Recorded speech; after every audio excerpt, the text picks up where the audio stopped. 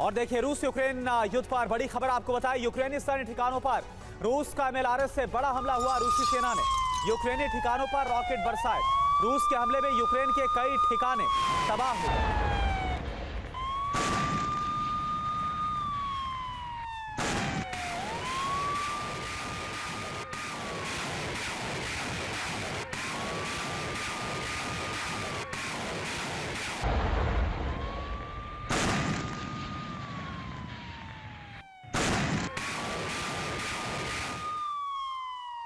एक और बड़ी खबर, यूक्रेन के लड़ाकू हेलीकॉप्टर Mi-24 का बड़ा प्रहार। Mi-24 ने रूसी ठिकानों पर बम बरसाए। यूक्रेनी हमले में रूस के कई सैन्य ठिकाने तबाह हो गए। तस्वीरें आप देखिए।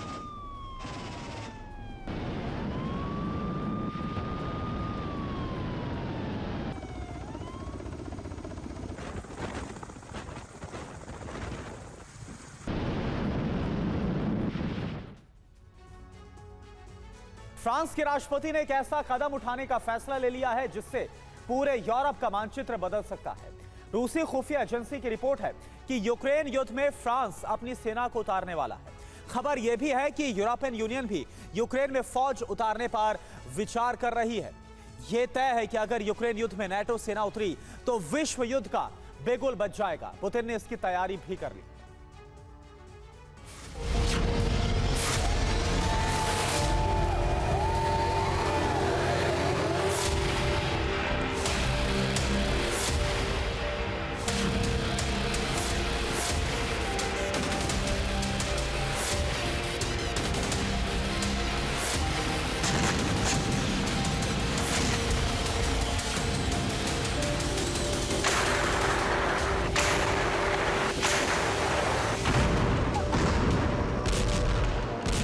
यूक्रेन की जमीन से तीसरे विश्व युद्ध की बिसात बिछ चुकी है।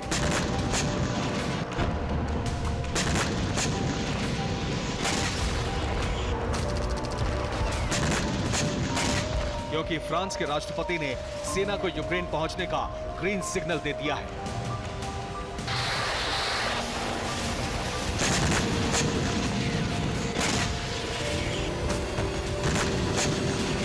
अब तक फ्रांस की आर्टिलरी और मिसाइलें ही यूक्रेन की धरती से रूसी सेना पर हमले कर रही थी, लेकिन अब फ्रांस के सैनिक मोर्चे पर पहुंचने वाले हैं।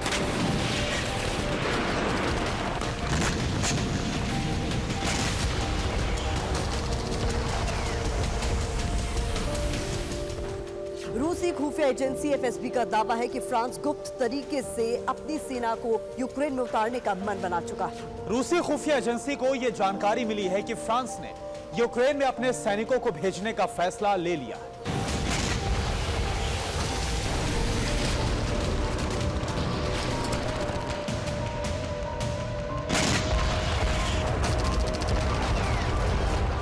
रूसी खुफिया एजेंसी के प्रमुख सर्गेई नारिश्किन ने खुद ये रिपोर्ट क्रेमलिन में हुई राष्ट्रीय सुरक्षा परिषद की बैठक में पेश की है।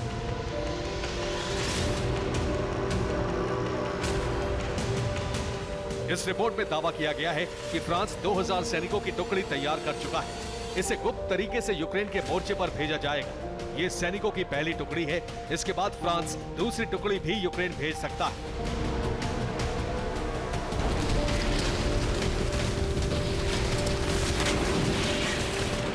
मार्च महीने में ही फ्रांस के राष्ट्रपति इमैनुअल मैक्रों 2 बार कह चुके हैं कि यूक्रेन में सेना भेजने का विकल्प खुला है और रूस को रोकना बहुत जरूरी है।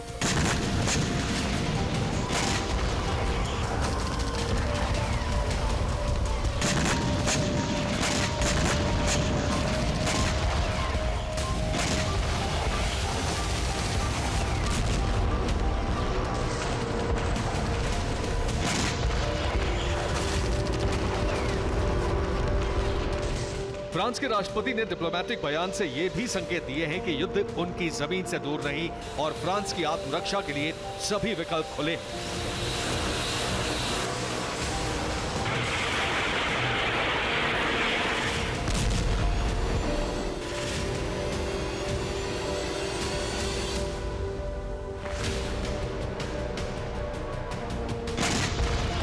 फ्रांसीसी सेना पर खुफिया रिपोर्ट के साथ साथ खबर यह भी है कि यूरोपियन यूनियन भी यूक्रेन में सेना भेजने पर विचार कर रहा है।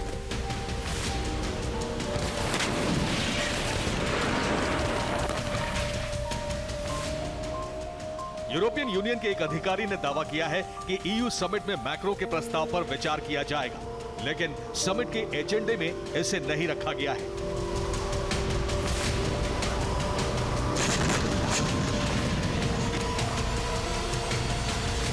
फ्रांस के सेना प्रमुख ने कहा है कि सेना किसी भी तरह के अंतर्राष्ट्रीय मिशन के लिए तैयार है। फ्रांस की सेना यूक्रेन युद्ध में उतरने वाली है और उसके कई बड़े हथियार पहले से ही मोर्चे पर तैनात हैं।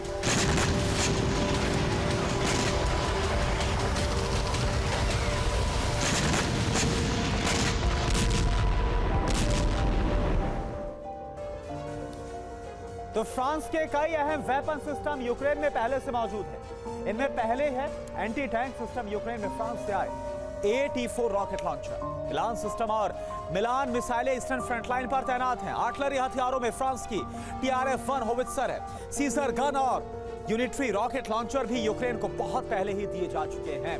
Ground to air defence system की कैटेगरी में आने वाले कई अहम हथियार भी फ्रांस ने यूक्रेन को दिए हैं। इनमें Crotale NG, Crotale missile CM-200 radar, Mistral missile, SAM-T air defence system और एस्टर मिसाइल शामिल हैं।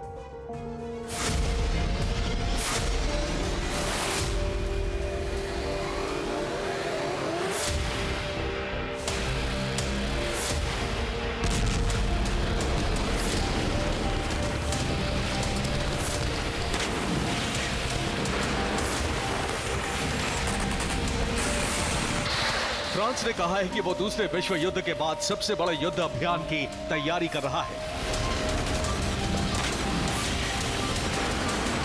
फ्रांस के सेना प्रमुख के मुताबिक 30 दिन के अंदर फ्रांस 20,000 सैनिकों की तैनाती मनचाही जगह कर सकता है। इन 30 दिनों में नेटो सहयोगियों के साथ मिलकर 60,000 सैनिकों की फौज तैयार हो जाएगी।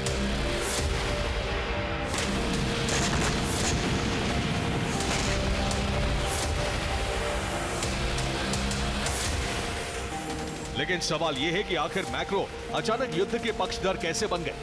मैक्रो अब तक रूस यूक्रेन के बीच शांति के समर्थक रहे हैं, लेकिन उनके रुख में आया बदलाव इस बात का संकेत है कि बाइडेन रूस पर दबाव बढ़ाने का रणनीतिक दांव चल चुके हैं। इसीलिए फ्रांस की सेना को उतारने का ऐलान बार बार किया जा रहा है। रूस के खिलाफ मैक्रो यूरोप में रक्षक की छवि बनाना चाहते हैं। विरोध प्रदर्शन और दंगों के बाद फ्रांस में मैक्रो की लोकप्रियता घटी है। मैक्रो रूस विरोधी कड़ा रुख अपनाकर अपनी छवि मजबूत करना चाहते हैं।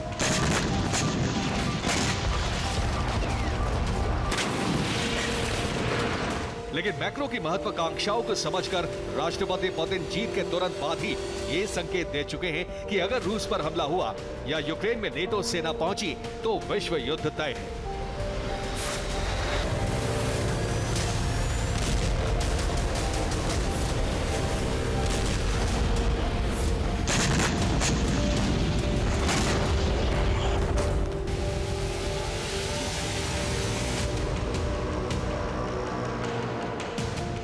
यूरोप के देश अब पुतिन के खिलाफ एकजुट हो रहे हैं और कई देश एक साथ मिलकर रूस पर हमला कर सकते हैं।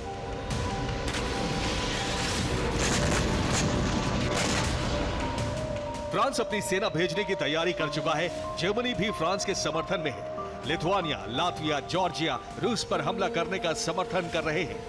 पोलैंड और स्वीडन भी गुप्त रूप से फ्रांस के साथ है। ब्रिटेन भी रूस को बड़ा खतरा मानता है, लेकिन इटली ने फ्रांस के इस फैसले का विरोध किया है।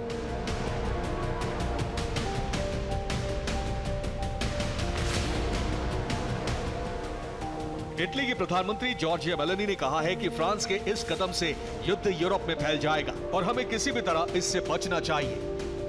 रूस पर हमला हुआ तो रूस एक साथ कई देशों पर हमले कर सकता है।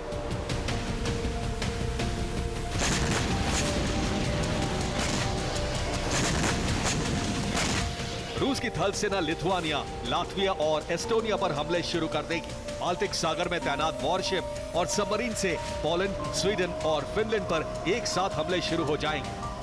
नॉर्थ सी से जर्मनी, फ्रांस और ब्रिटेन पर मिसाइलों की बरसात शुरू हो जाएगी। फ्रांस की सेना यूक्रेन में पहुंचते ही पुतिन की व्यूह रचना पूरे यूरोप पर हमले शुरू कर सकती है।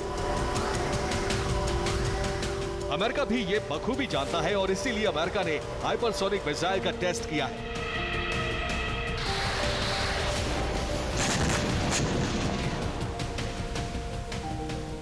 अमेरिकी एयरफोर्स ने AGM-183A हाइपरसोनिक मिसाइल का टेस्ट किया है। मिसाइल B-52 बॉम्बर से लॉन्च की गई। इस मिसाइल का टेस्ट अमेरिका के गुआम बेस से किया गया।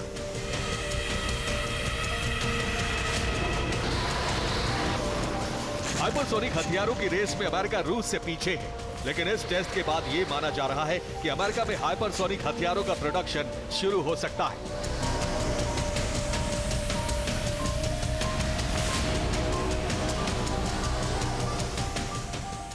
संकेत साफ है कि यूरोप के देश रूस पर हमले की तैयारी कर रहे हैं और अमेरिका रूस पर एटमी हमले की तैयारी में है।